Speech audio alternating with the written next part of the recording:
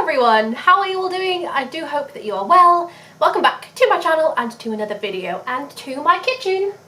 You're currently sat in a cupboard because my kitchen's not that big, so this is the only place really you could go. But we're baking today and that's very exciting. So you're going to bake along with me when I bake a birthday cake for my mum. It's her birthday tomorrow for me, which is the 4th of November, but by the time I upload this and you're watching it, it will probably be well past her birthday. So I'm actually making a carrot cake for her. She's not really a sweet treats kind of gal, but she does like carrot cake, so I wanted to bake her something special for her birthday. So we will get started with that now.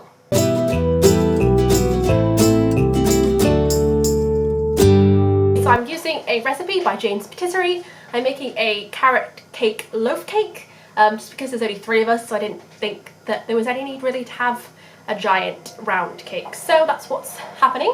I'll leave the link down below for her recipe so that you can go ahead and bake that yourselves if you want to. Okay, so for this recipe, you don't actually need to have butter, which is good for me because that usually is where I spend the majority of my time trying to bake the cake, is trying to soften the butter enough for me to be able to combine the rest of the ingredients. So we're going to be using sunflower oil instead because that's what the recipe says to use. So it's 175 milliliters of that. So I'm going to go ahead and pour that into my mixing bowl just now.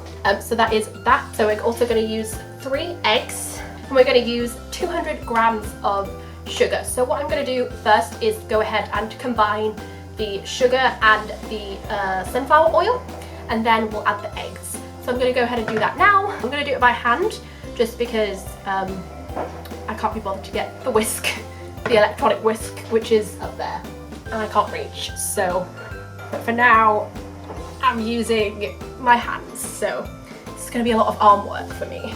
So yeah, I'm going to go mix that together.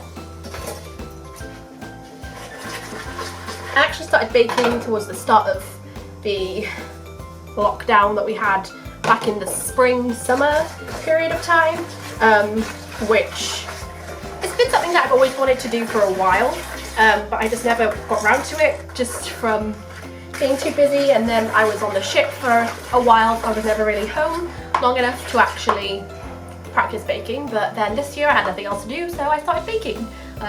This is probably the 6th cake that I've made, I believe. I've made a lemon drizzle cake twice, I've made Victoria sponge, a chocolate cake, a fruit tea cake, and I also made a carrot cake now. So yeah, that's 6. And I've also made some muffins and cupcakes in between, so I've done quite a few by now, but I'm not by any means a professional. So if you want to actually know how to bake properly, then probably subscribe to some actual baking channels where people do that for a living. This is just me having a bit of fun and making a cake for my mum for her birthday. So I'm gonna finish doing this and then I'm gonna show you the next step, which will be adding the eggs.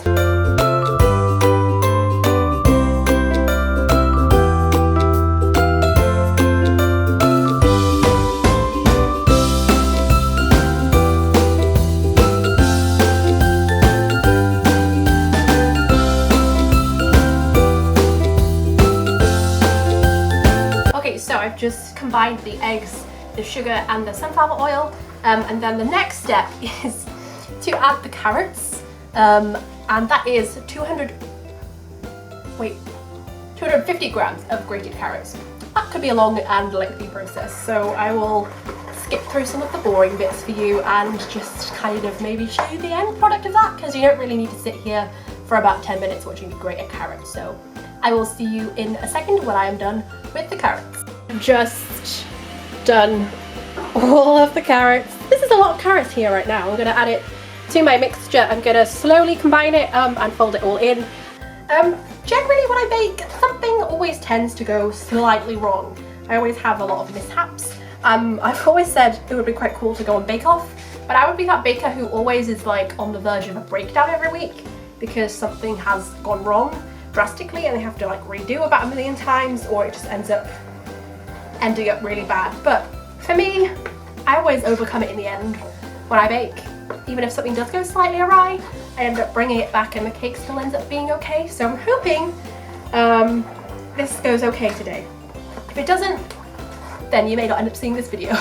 Next step is adding the whole zest of an orange and some raisins. So I'm gonna add these raisins. It's 100 grams of raisins. It is optional, but my mum does like a fruity, nutty kind of cake. That's why I'm making this carrot cake for her. So I am going to add the raisins, but these are optional, so you don't have to add them. So that's 100 grams of that, and for the orange zest, it's just one whole orange. So I'm going to do that now.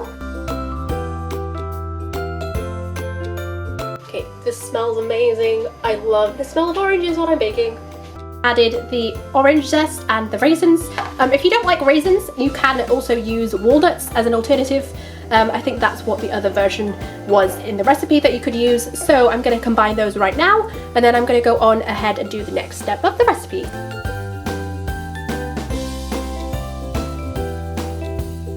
Okay, so I've just combined the carrots, orange zest, and the raisins into my mixture.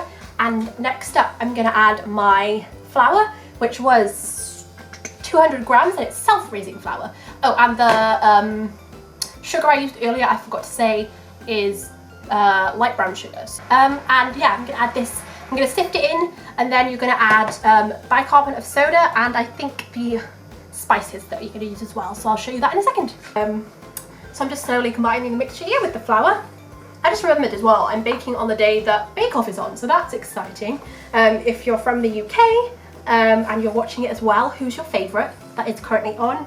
Who are you hoping wins? Who are you hoping doesn't win? I know we all have one of those every year. I know there's been a couple of winners in the past that I've not agreed with, but still appreciated their work. So yes, I love Bake Off. It's just such a cozy show. I love watching it every year. A lot of the time though, I'm not here. I'm usually on the ship when it's airing. So I'm very happy to be here in the UK when it's airing every week. So yes, I just love Bake Off.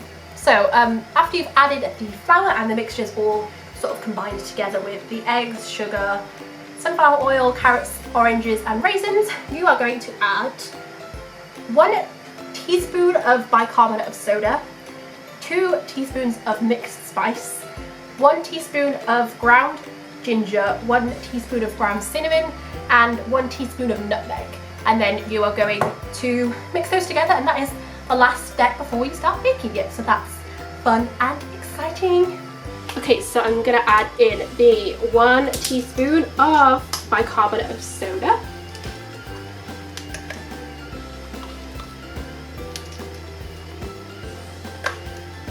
So we're gonna add in 2 teaspoons of ground mixed spice, if it will come out. I mean, at this point I'm just going to do that because it's not coming out of the thing. We're going to add in a teaspoon of ground ginger. This is probably my mum's favourite part of a cake, is ginger. She loves ginger, it's her favourite. So she's definitely going to enjoy the ginger in this cake. My favourite part is cinnamon. I love the flavour of cinnamon. It's like, I'm just going to do this. The more the merrier. Cinnamon is like my favourite thing ever, so I'm very excited that this is in the recipe. Is that they're whole nutmegs. I don't know how to work with this, so I might have to skip on the nutmeg. It's probably not going to be that important to the recipe really, because I'm assuming the nutmeg is probably already in the mixed spice anyway, so I'm gonna avoid the nutmeg because I didn't realise we only had whole nutmegs and not ground. So next up I'm going to go ahead and combine all of those spices into the mixture very slowly, because it says not to overmix it so that it doesn't end up going bad, and I don't want that because I don't want to have to do this whole process again because I don't have that much time. Anyway, I've just combined the cinnamon, the not nutmeg, the mixed spice, the ginger and the bicarbonate of soda.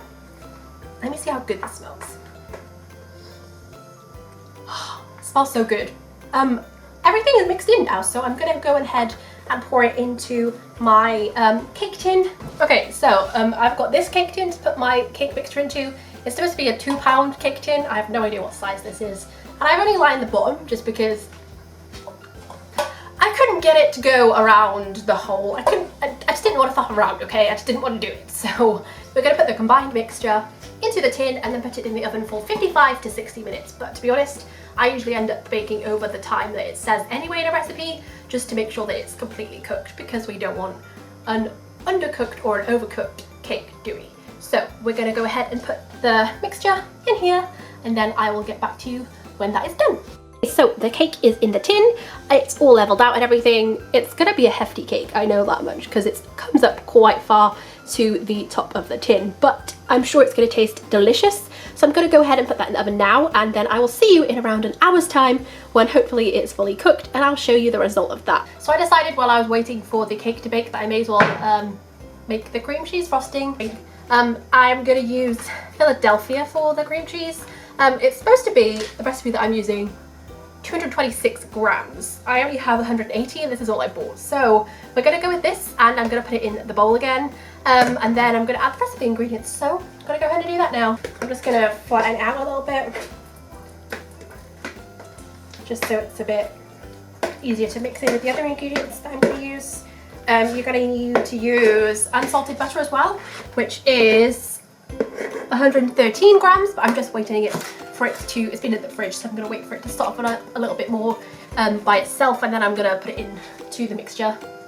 And I'm going to also add, let me see, 510 grams of icing sugar, and then a teaspoon of vanilla extract, and 1.5 tablespoons of cinnamon. So I'll add those in a second.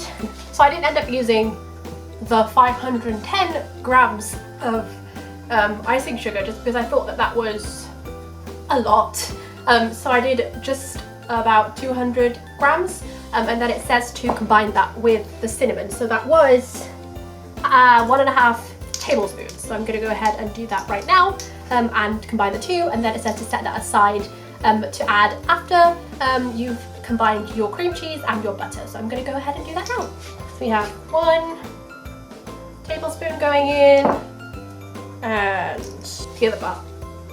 So it says to just combine that a little bit together, and then we're going to add that in a second while we wait for the butter and the cream cheese to combine. So I'm going to do that in a second.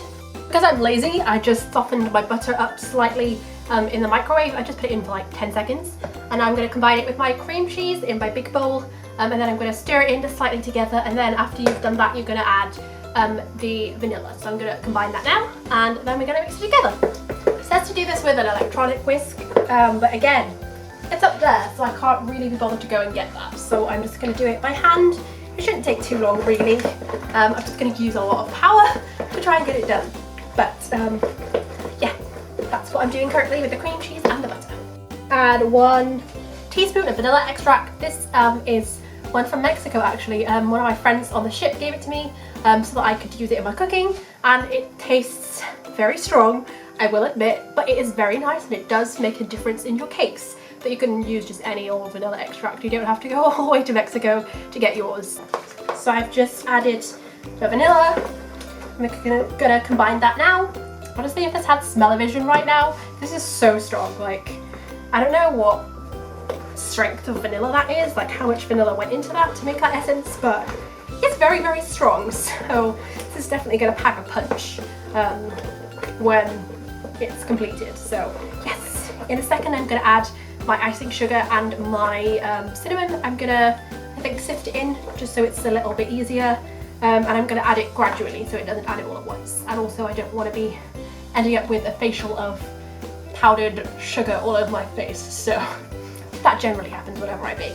So I'm just going to combine my icing sugar and my cinnamon in with the mixture of the butter, the vanilla, and the cream cheese.